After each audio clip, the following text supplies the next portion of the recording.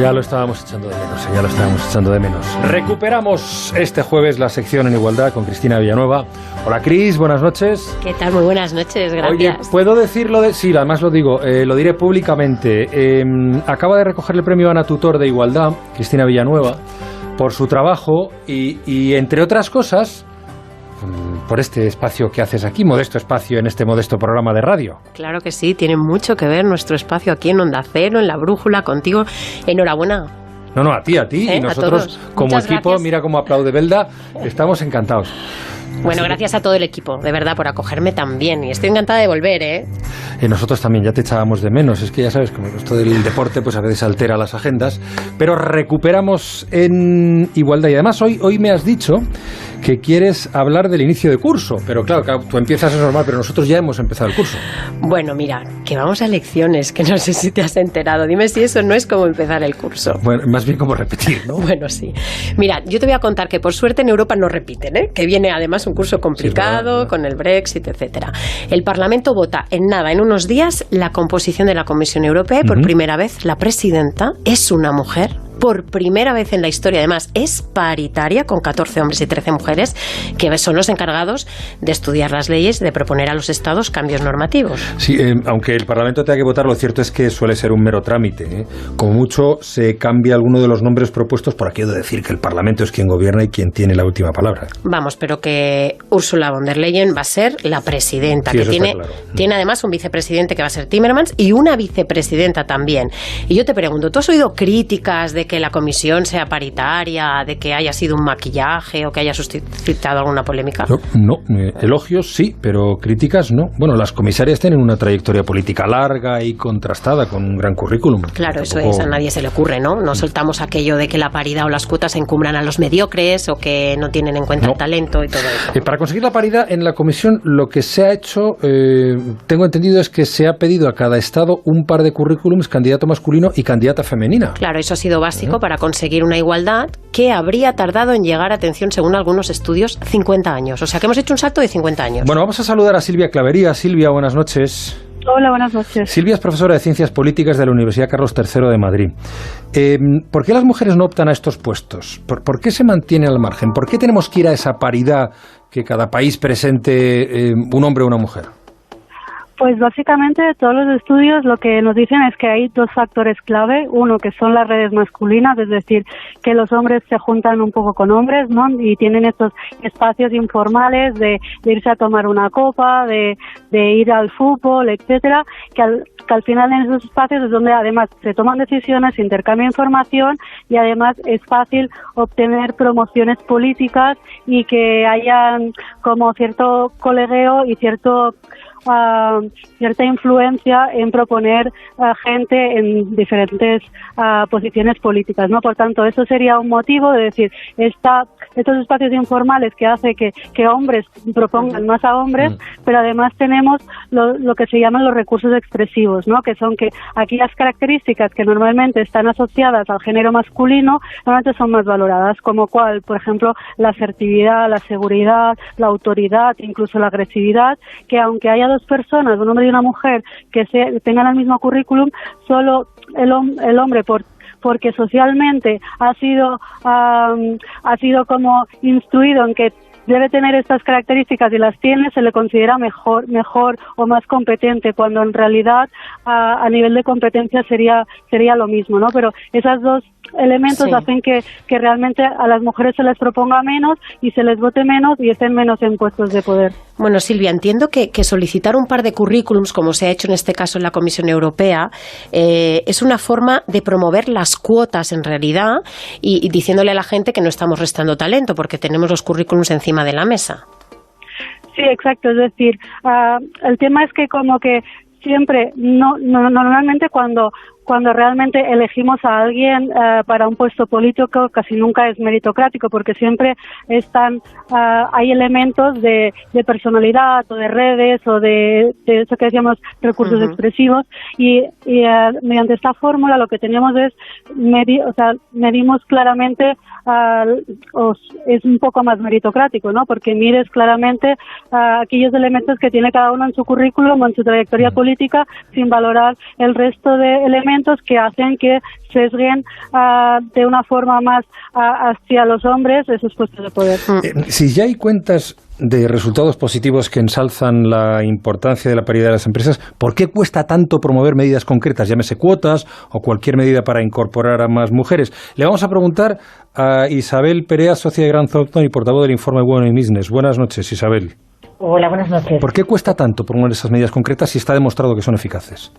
Bueno, la realidad, yo no diría que cuesta tanto aplicar medidas concretas. De hecho, España y muchos países de la Unión Europea aplican muchísimas políticas, si bien es cierto que el marco regulatorio en cada uno de los países es completamente diferente y los resultados, cuando el marco regulatorio es distinto, pues está claro que también son diferentes, como podemos ver cuando comparamos la situación de España con países como Noruega, Francia o Italia, que bueno, pues tienen un marco regulatorio donde hay un régimen sancionador en algunos de los casos, en el caso de no alcanzar con las obligaciones que están impuestas por ley. Bueno, de hecho, Google o Netflix están lejos de la paridad, pero se lo están proponiendo, lo de conseguir esa paridad.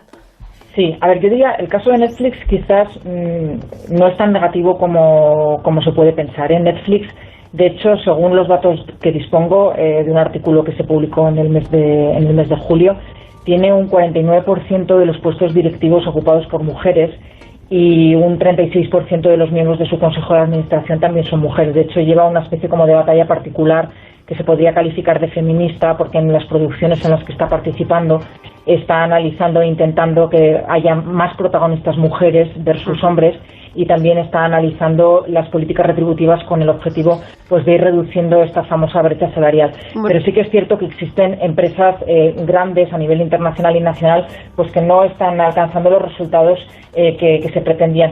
Sí que me gustaría poner de manifiesto que en nuestro país, tal y como se ha publicado en el estudio que nosotros emitimos en el mes de marzo con motivo del Día de la Mujer, contamos con empresas, compañías que son líderes en materia de paridad por las políticas que están implantando y por el claro convencimiento que la alta dirección está manifestando, y entre ellas estaría pues Banco Santander, Iberdrola, CaixaBank, Merck, Caser Seguros, Alphabet, Natura Vice, Boehringer Ingelheim.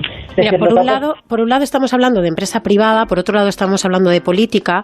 Hoy por hoy las cuotas son la única herramienta real que está logrando diversidad en puestos directivos. Por ejemplo, Noruega fue el primer país en imponer una cuota hace ya una década, y las empresas corren el riesgo de disolución, atención, si no alcanzan el objetivo del 40%. Bélgica, Italia y Francia aplican sanciones y multas económicas. Alemania introdujo una cuota del 30% de mujeres sin sanciones, eso sí, en 2015, mientras que en los Países Bajos las empresas deben cumplir o explicar, si no alcanzan ese objetivo del 30%, por qué lo hacen. Entonces, Isabel, cuando hay sanciones económicas, ¿se consigue la paridad antes? Ojo que cuando hablamos de paridad estamos hablando del 30 o el 40% de mujeres. Bueno, a ver, si nosotros comparamos con nuestra situación aquí, la comparamos con los países que has nombrado, ¿no?, que son pioneros y además han aplicado políticas sancionadoras, está claro que los resultados que se han conseguido en estos países son mucho mejores que los nuestros. La situación nuestra en España, ¿cuál es? Tenemos un marco regulatorio, pero donde no se establece una obligatoriedad, sino que se establecen unas recomendaciones, por lo que el avance que hemos tenido en nuestro país ha sido más lento de lo que cabía esperar. Todos sabemos cuál es la situación, ¿no? Un 22% de mujeres en empresas cotizadas en consejos de administración, y en términos de alta dirección el avance que hemos tenido en España en los últimos 5 años ha sido bastante lento. Es decir, en los últimos 5 se pasó de un 25 a un 27%, y en el último año que hemos alcanzado un 30%. Es posible que este estancamiento nos haga pensar que estas fórmulas, que son más drásticas, sean las que se tengan que aplicar para alcanzar los resultados que están obteniendo países como los que tú citabas, ¿no? Noruega, Italia y Francia, que además en el caso de Italia, por ejemplo, son países, y Francia también, donde existe una obligatoriedad para cierto tipo de empresas, no para todas, pero ha tenido como un efecto atractor en el resto de las empresas que, no cumpliendo los límites para estar obligadas a llegar a estas cuotas, sin embargo, han imitado este buen comportamiento, estas buenas prácticas de las empresas que sí que estaban obligadas. En el sector político los datos vuelven a colocar a los países escandinavos, Finlandia, Suecia y Noruega como los únicos con más del 40% de mujeres en el ámbito político y lideran la representación femenina tanto en el ámbito ejecutivo como en el legislativo, en gobiernos y parlamentos. Silvia, ¿España cómo se situaría en términos de representación femenina en ese ámbito? Pues realmente depende de dónde nos fijemos. Si nos fijamos, por ejemplo, en el Congreso, ahora no estamos tan mal, tenemos paridad en un 41%. El gobierno ahora, el último que hemos tenido, realmente ha sido el gobierno que más mujeres ha tenido de todo el mundo, pero luego, si nos vamos fijando más detalladamente en las secretarías de Estado o en las alcaldesas o el porcentaje de mujeres en concejalías, pues realmente es mucho menor, ¿no? Tenemos de un 20% de alcaldesas o un 35% de mujeres en concejalías. Es decir, que varía mucho también en qué ámbito y en qué nivel gubernamental estamos hablando. Silvia, ahora que nos acercamos un poco a las elecciones, entiendo que cuantas más mujeres se incorporan a la vida política, en los organigramas de los partidos, ya sea con listas paritarias o con listas cremallera, más mujeres hay en municipios, en parlamentos, en asambleas, en asambleas o parlamentos autonómicos, mayor transferencia se puede producir después a puestos de gobierno. A mí me gustaría que repasaras un poco cómo son los partidos políticos que tenemos actualmente en nuestro país en términos de representación femenina, en estos términos. ¿Y hay diferencia entre izquierda y derecha? Hay diferencia, quiero decir, tenemos a dos partidos, ahora tenemos muchos más, pero vamos a ver qué estatutos van a tener. Sí, dos bloques, me da la sensación. Pero dos bloques sí, a ver si podemos resumir un poco. Sí, PSOE y Podemos sí que han tenido cuotas voluntarias dentro de su partido político, es decir, en sus organismos tienen en los estatutos que dice que deben tener mínimo un 40% de un sexo y un máximo un 60% del otro, y luego más allá de eso han ido más allá incluso de la ley de paridad o de igualdad del 2007 y han dicho, vale, además en las listas electorales queremos que sean cremalleras, o sea, un hombre y una mujer aunque no sea obligatorio, o una mujer y un hombre, ¿no? Pero que independientemente del resultado que se obtenga, va a ser paritario. Entonces tenemos también que en el Congreso se reproduce así, entonces el PSOE tiene un 52% de mujeres o el Podemos un 54% de mujeres en un subgrupo parlamentario.